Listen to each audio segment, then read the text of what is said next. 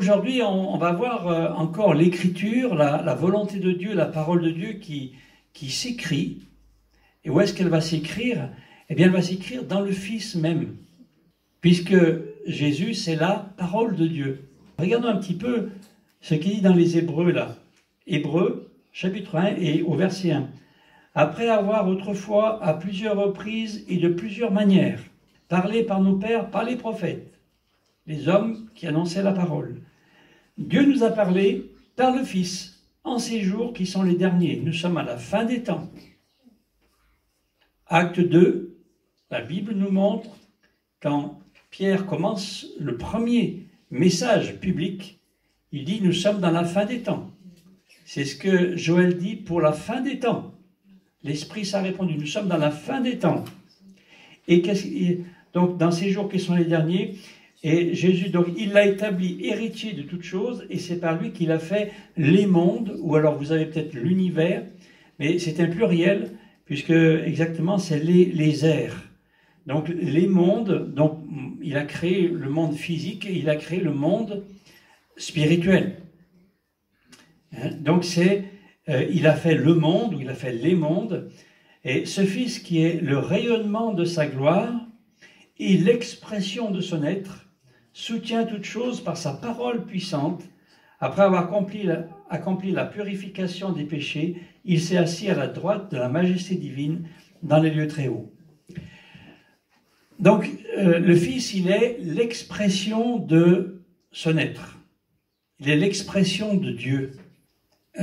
Où vous avez peut-être l'empreinte de sa substance. C'est très compliqué à décrire parce que c'est du divin. Donc, nous, l'humain, ça va être compliqué de décrire du divin. Mais pourtant, j'aimerais ce soir bien vous parler de Dieu, bien vous parler de Jésus, qui est lui-même la parole révélée. Il s'est fait connaître de différentes manières, mais voilà qu'il se fait connaître maintenant par le Fils. Et nous allons aller dans Jean, chapitre 1, et à partir du verset 1. Au commencement était la parole, et la parole était avec Dieu, et la parole était Dieu. Elle était au commencement avec Dieu. Tout a été fait par elle, et rien de ce qui a été fait n'a été fait sans elle. En elle était la vie, et la vie était la lumière des hommes. La lumière brille dans les ténèbres, et les ténèbres ne l'ont pas reçue ou ne l'ont pas accueillie. Il y eut un homme envoyé par Dieu du nom de Jean. Il vint comme témoin, pour rendre témoignage à la lumière, afin que tous croient par lui. Il n'était pas la lumière, mais il vint pour rendre témoignage à la lumière. C'était la véritable lumière qui, en venant dans le monde, éclaire tout homme. Elle était dans le monde, et le monde a été fait par elle, et le monde ne l'a pas connue. Elle est venue chez les siens, et les siens ne l'ont pas reçue. Mais à tous ceux qui l'ont reçue, elle a donné le pouvoir de devenir enfants de Dieu, à ceux qui croient en son nom, qui sont nés non du sang, ni de la volonté de la chair, ni de la volonté de l'homme, mais de Dieu. La parole a été faite chair, elle a habité parmi nous, pleine de grâce et de vérité. Nous avons contemplé sa gloire, une gloire comme celle du Fils unique venu du Père. Jean lui a rendu témoignage et s'est écrié « C'est celui dont je dis, celui qui vient après moi m'a précédé, il était avant moi. » Nous avons tous reçu de sa plénitude, et grâce pour grâce, car la loi a été donnée par Moïse, la grâce et la vérité sont venues par Jésus-Christ. Personne n'a jamais vu Dieu. Dieu, le Fils unique, qui est dans le sein du Père, lui, l'a fait connaître. Alors ça, si on pouvait rassembler les 4 évangiles, si on pouvait les mélanger tous les 4, puisqu'en fait c'est ça que nous faisons quand nous lisons, je pense que ça, ce serait la première des choses à mettre. Ce texte. Au commencement était la parole. Au commencement était la parole, eh bien ça nous ramène tout de suite à la Genèse. Parce que la Genèse commence par au commencement. Jean nous dit, écoutez, le commencement de la création, la première création, Dieu était là et a dit. Et là, la recréation, la nouvelle nature, la nouvelle naissance qui est apportée aux uns et aux autres qui croient en Jésus, eh bien, ça démarre maintenant. Ça démarre par Jésus. Parole envoyée sur la terre pour pouvoir nous apporter l'évangile. Au commencement était le verbe est à l'imparfait. Et l'imparfait, ça concerne un passé, mais un passé qui continue encore. C'est-à-dire qu'au commencement était la parole, mais elle était là dès le commencement, mais elle continue encore d'être parole, vivante. C'est très intéressant. Amen. Elle est vivante. Amen. Il est vivant, Jésus. Amen. Alléluia. Un verbe à l'imparfait, c'est un passé non achevé. C'est toujours en cours. Ma parole ne passera point. Et donc il est dit au commencement était la parole. Alors c'est le mot logos. Alors logos, eh ben, c'est très très employé dans le Nouveau Testament. Il y a plusieurs centaines de fois où le mot logos est employé. Alors c'est essentiellement pour parole, mais c'est aussi pour discours, pour exhorter, pour langage, pour prédication, la prédication de la croix, le logos de la croix. Vous voyez, le mot logos est employé très très souvent. Et qu'est-ce qu'il désigne? En fait, le logos, c'est l'expression d'une pensée. Donc au commencement était l'expression d'une pensée. Dieu avait quelque chose à dire. Et encore ce soir, Dieu a quelque chose à te dire. La Bible dit que la parole, eh bien, elle brise le roc. Et ce soir, j'aimerais que s'il y avait un roc dans ton cœur, cette parole de ce soir, elle brise le roc qui est dans ton cœur. Afin que ton cœur, eh bien, redevienne vivant. S'il était enfermé dans une pierre. Jésus est l'expression de toute la pensée de Dieu. Et verset 18, il est venu le faire connaître. Alors, je sais que pour certains, je prêche à des convaincus. Mais pour d'autres, c'est peut-être que des demi-convaincus. Ou peut-être que c'est nouveau pour toi. Mais quand même, dans Jean chapitre 6, verset 46, Jésus peut parler et faire connaître le Père, puisqu'il va dire, Jean 6, 46, quelqu'un veut-il lire? C'est que nul n'a vu le Père, sinon celui qui vient de Dieu, celui-là a vu le Père. Et c'est qui vient de Dieu? C'est Jésus. Et il dit clairement, lui, il a vu le Père. C'est pour ça qu'il peut en parler. Et c'est pour ça qu'il sera même son porte-parole. Et qu'il sera même la parole faite chair. Amen. Amen. Celui qui m'a vu a vu le Père. Alors, qui peut mieux que Dieu dire ce qu'il veut dire? Alors la parole, on va revenir à Jean 1, verset 1, au commencement était la parole, et la parole était avec Dieu, ça on le comprend. La parole était Dieu. La parole était Dieu. Dieu lui-même. Jésus est Dieu lui-même. Honnêtement, j'ai réussi dans ma construction intérieure à me faire comme une espèce d'image de ce qu'est la Trinité. Mais elle n'est encore que partielle.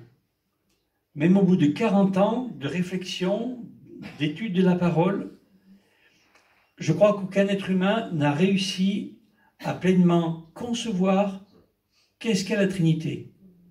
Car Dieu est un, et toute la Bible, du début à la fin, nous dit que Dieu est un. Mais dans cette unité, il y a des personnes qui interviennent dans des domaines particuliers, qui sont Dieu, le Dieu unique, et qui en même temps ont des fonctions particulières. Dieu le Père,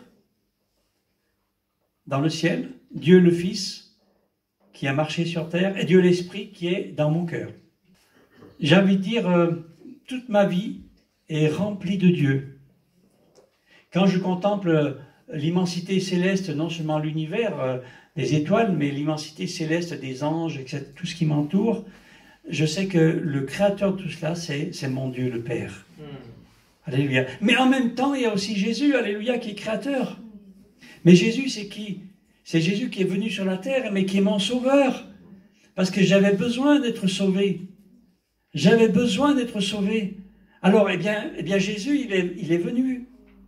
Et donc, c'est aussi mon Seigneur, c'est lui qui me guide, qui me dit, va dans ce sens, et tu n'as pas intérêt d'aller ailleurs. Alléluia. Et c'est bon d'avoir un guide, n'est-ce pas? Et voilà qu'en plus, il m'a accordé encore quelque chose de tellement bon, c'est qu'il met son esprit en moi. Alléluia. Mais rendez compte, tout ce que Dieu a fait, rien que pour nous. Je suis un homme riche avec ce Dieu-là. Amen. Et j'aimerais vraiment que vous puissiez recevoir cette pensée, que vous êtes des hommes et des femmes riches, avec le Seigneur qui est en vous, qui est pour vous, qui est avec vous. Alléluia. Recevez cela, alléluia.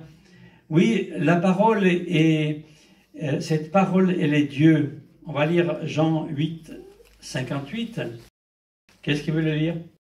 Vraiment, je vous l'assure, leur répondit Jésus. Avant qu'Abraham venu à l'existence, moi, je suis. Merci. En vérité, je vous le dis, avant qu'Abraham fût, moi, je suis. Jésus dit clairement, bien avant que les hommes existent, j'étais là. Jean 10, verset 30, il va leur dire, moi et le Père, nous sommes un. Moi et le Père, nous sommes un. Ils sont furieux. Les Juifs ramassent de nouveau des pierres pour le lapider. Jésus reprit et leur dit, je vous ai dit pour beaucoup d'œuvres, je vous ai fait voir beaucoup d'œuvres bonnes venant du Père, pour lequel de ces œuvres me lapidez-vous? Les Juifs lui répondirent, ce n'est pas pour une œuvre bonne que nous te lapidons, mais pour un blasphème, parce que toi qui es un homme, tu te fais Dieu. Mais Jésus dit la vérité, il est Dieu. Amen. Moi et le Père, nous sommes un. Amen. Amen. 17,5. Pour montrer que c'est bien Dieu qui est venu au travers de Jésus. Qu'est-ce qu'il dit? 17,5. Et maintenant, toi, Père, glorifie-moi auprès de toi-même de la gloire que j'avais auprès de toi avant que le monde fût. Voilà. Glorifie-moi de la gloire que j'avais auprès de toi avant que le monde fût. Donc on voit bien qu'il est le créateur, cette parole créatrice, Jésus, et qu'il était avant tout. Qui est-ce qui était avant tout, si ce n'est Dieu? Il y a le Père, et très souvent on confond Dieu, le Père, avec Dieu. C'est comme s'il y avait des pièces rajoutées. Non. Il y a Dieu qui est à la fois Père, Fils et Esprit. Voilà Dieu. Jésus est Dieu. Cette parole dont nous parlons là, qui est venue, elle est Dieu. Jésus est Dieu lui-même. Jésus, c'est Dieu lui-même qui donne sa vie à lire. Amen. Une parole créatrice, tout a été fait par elle, si on revient encore au tout début de Jean. Jean 1, verset 3, tout a été fait par elle. Rien de ce qui a été fait n'a été fait sans elle. Dans Hébreux, chapitre 1, nous avons lu au début, il a fait les mondes, le Fils, il a créé. Colossiens 1,16. Car en lui a été créé dans les cieux et sur la terre ce qui est visible et ce qui est invisible, trône, souveraineté, principauté, tout a été créé par lui et pour lui, pour Jésus. Dieu a tout créé avec sa parole, et sa parole c'est Jésus. Quand Dieu disait que la lumière, Genèse, que la lumière soit, qu'est-ce qui se mettait en mouvement là? Sa parole. C'était qui? C'était Jésus. Que la lumière soit. Jésus se met en mouvement. Tout a été créé par lui et pour lui. Jésus crée en toi ce que Dieu veut pour toi. Et il peut tout créer. Par sa parole. C'est aussi pour cela que nous sommes appelés à citer sa parole. C'est pour ça que quand Jésus était autant attaqué dans cette tentation de Matthieu 4, face au diable, comment se défend-il? Il a cité la parole. Comme une épée, il attaquait Satan. Il faut arrêter de se laisser faire, quoi. Satan arrive et on a peur. Mais il faut qu'on arrête. Ou il arrive avec une tentation comme ça et on dit, voilà, pourvu que je chute pas, pourvu que je chute pas, pourvu que je chute pas, pourvu que je chute pas. Mais non, alléluia. Parce que tout est possible à celui qui croit. Et on a un grand Dieu. Il a tout accompli pour nous. Mon salut à moi, il est parfait. À la croix, il a payé tous mes péchés. Et ma vieille nature, alléluia, elle est clouée à la croix. Alors on va arrêter d'avoir peur. De dire, mais peut-être que je pourrais tomber. David est tombé, alors tu penses bien que moi je risque de tomber. Est-ce qu'on ne va pas être un petit peu combatif? Frères et sœurs, y a-t-il des hommes et des femmes ici qui sont capables de relever le défi face à l'adversaire quand il nous assaille et de pouvoir lui dire, tu ne m'impressionnes pas, diable, tu ne m'auras pas. Et il va fuir loin de vous, dit la parole. Amen. Alléluia. Je crois que vraiment on a besoin de force, quoi. Il faut y aller face à l'adversaire. Dieu crée en toi ce qu'il veut, et toi, avec la parole de Dieu, tu peux aussi créer, si tu l'as dans ton cœur et avec la vie de l'esprit, eh bien tu vas créer plein de choses dans ta vie, mais aussi dans la vie des autres. Car le baptême de l'esprit, la vie de l'esprit, elle a été donnée au peuple de Dieu, bien sûr pour soi-même, mais d'abord pour les autres. Il a dit, vous recevrez une puissance, celle du Saint-Esprit survenant sur vous, et vous serez mes témoins. Partout où vous serez. Voilà ce à quoi nous sommes destinés. La vie est courte, frères et sœurs. La vie passe très vite. Est-ce que nous n'avons pas envie de profiter de la vie, c'est-à-dire l'utiliser pour l'œuvre de Dieu? Là où nous sommes, il y a des hommes et des femmes à gagner. Là où nous sommes, nous pouvons étendre l'œuvre de Dieu. Là où nous sommes, nous pouvons être un îlot de prière.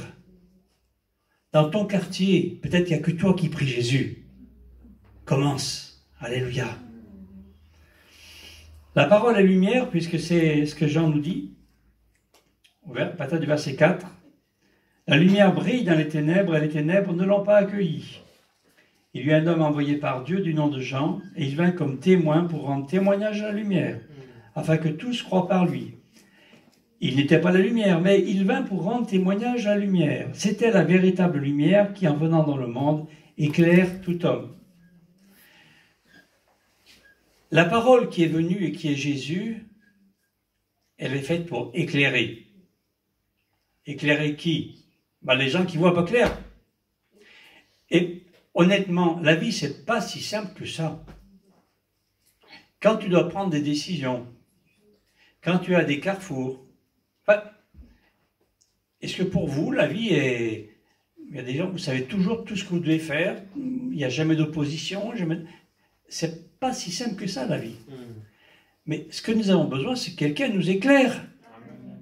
Alors, qui va nous éclairer si ce n'est le Saint-Esprit? Alléluia. Qui va nous éclairer si ce n'est la parole de Dieu? Alléluia. Qu'est-ce que je dois faire dans cette situation? T'as lu? T'as vu? Quand tu commences par là. Si c'est écrit noir sur blanc ici, tu n'as même pas besoin de demander au Seigneur. Seigneur, mon ennemi, mais je lui en veux, mais je lui en veux, mais je lui en veux. Est-ce que je dois le pardonner ou pas? Donc, il y a des choses qui sont écrites dans la Bible. C'est simple, c'est écrit. Vous tenez à ça et vous n'avez même pas besoin de demander au Seigneur. Puis il y a des choses qui ne sont pas marquées. Parce que il n'y a pas des détails de ta vie. Alors, eh bien, qu'est-ce que tu fais? Tu regardes, quelque chose correspond, puis demande au Seigneur. Amen. Il n'est pas loin le Seigneur. On a dit au début, il est dans ton cœur. Alléluia. Quand Dieu parle, les ténèbres reculent et la lumière paraît. Jean 8, 12. Jésus leur parla de nouveau et dit, « Moi, je suis la lumière du monde. Celui qui me suit ne marchera pas dans les ténèbres, mais il aura la lumière de la vie. » Marchez en Jésus et vous êtes plein phare tout le temps. Il éclaire notre vie. Parfois on est dans le brouillard. Mais rapproche-toi de Jésus, il va éclairer ta vie. Amen. Plus on est près du Seigneur, plus les situations deviennent claires. Plus on est éloigné et plus ça devient confus. La parole a toujours été lumière pour ceux qui croient. Psaume 119, verset 105. Ta parole est une lampe à mes pieds, une lumière sur mon sentier. Ah, ça fait du bien d'avoir de la lumière. Ça vous est arrivé, quelquefois, vous êtes la nuit et puis vous avez la lampe de poche quelque part que vous ne connaissez pas, ou en vacances ou autre, et tout d'un coup, là, vous avez la pile Wonder là, qui tombe en rade. Et il n'y a plus de lampe. Bon, je sais maintenant, il y a le téléphone, il y a les... Okay. Enfin, il faut recharger. Mais quand on est dans un endroit que l'on ne connaît pas et qu'on n'a plus de lumière, on n'est pas rassuré. Mais dès qu'on a une petite lumière, même toute petite, et qui nous permet de voir un petit peu devant comme ça, on est en paix. Eh bien, Jésus, même une toute petite lumière de Jésus dans ta vie, elle va te donner la paix. Mais si tu n'as pas cette petite lumière, tu es dans les ténèbres. Et tu n'es pas bien. Tu n'es pas rassuré. Et puis tu peux buter sur tellement de choses. Continuons dans Jean, le verset 10 et 11. La parole, elle était dans le monde a été fait par elle, et le monde ne l'a pas connue. Elle est venue chez les siens, et les siens ne l'ont pas reçue. Le Dieu d'Israël est venu chez les siens, ceux qui l'adoraient dans le temple.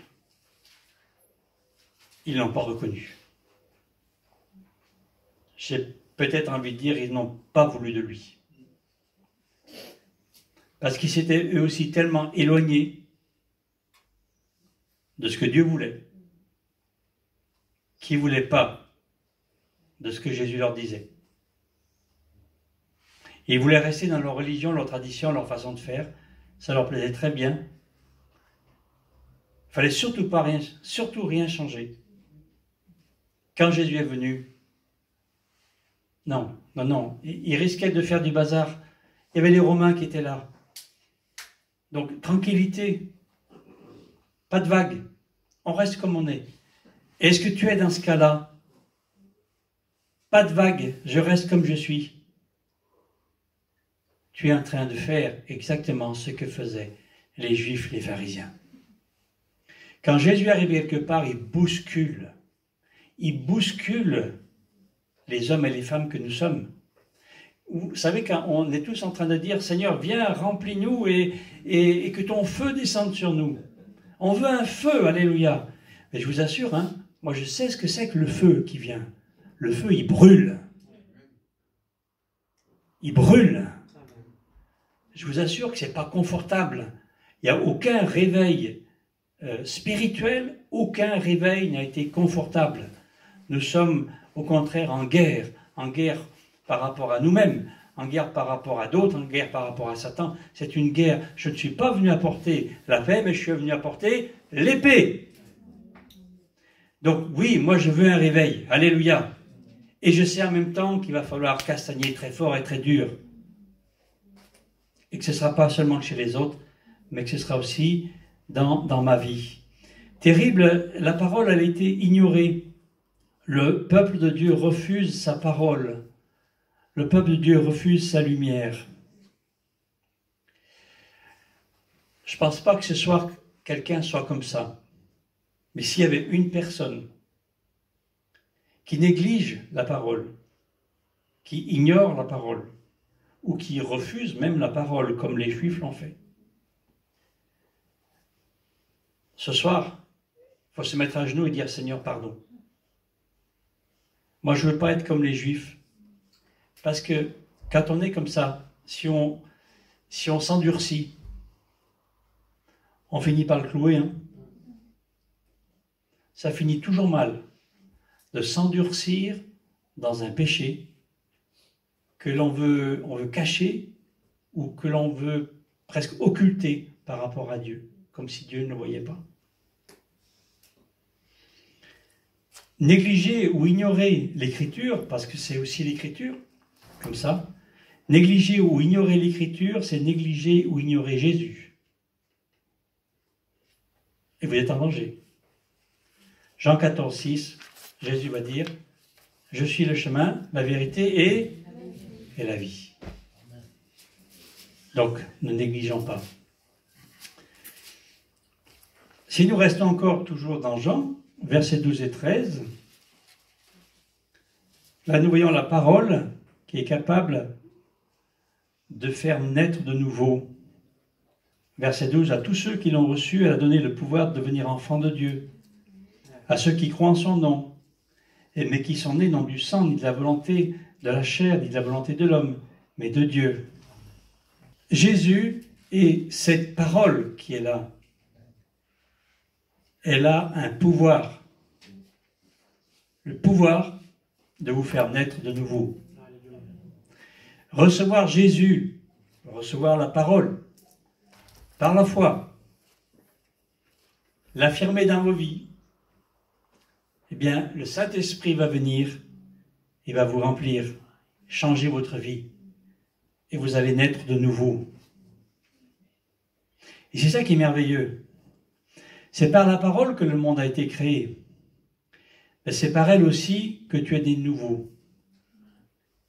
Mais si tu es né de nouveau, il y a déjà quelques mois, quelques années, quelques dizaines d'années, tu as besoin d'être renouvelé. Qui est-ce qui va te renouveler? Alors néglige-la, continue. Ta vie est fade, tu es sans force. C'est à cause de qui? De Dieu? Non, tu peux être renouvelé. Sois renouvelé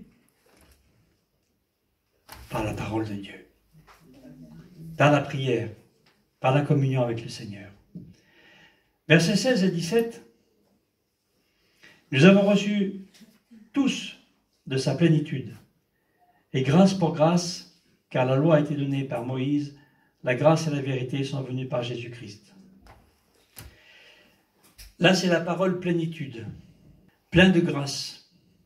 Si ton péché a été grand aux yeux des hommes, peut-être qu'il y a eu beaucoup de conséquences. Celui qui confessera ses péchés, qui sait se repentir, reçoit le pardon total, entier et définitif de son péché.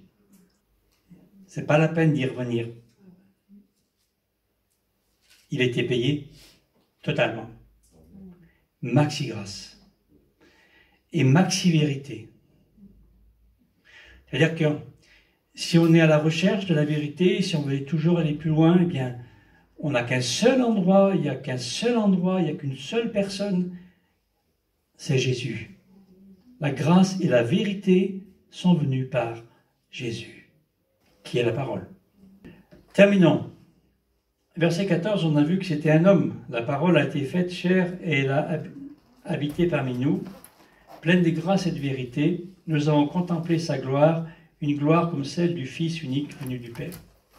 C'est un homme. Dieu veut la mettre dans d'autres humains, sa parole. On va aller maintenant dans Luc 1, 1. dernier verset que nous lirons. Puisque plusieurs ont entrepris de composer un récit des événements qui se sont accomplis parmi nous, tels que nous les avons transmis ceux qui, dès le commencement, ont été les témoins oculaires et qui sont devenus des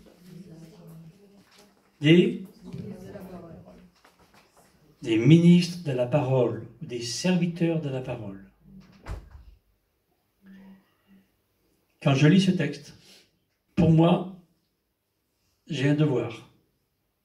Le devoir d'être le serviteur de Dieu, et serviteur de la parole. Je suis le serviteur de la parole. Et c'est pas parce que je suis le prédicateur de ce soir.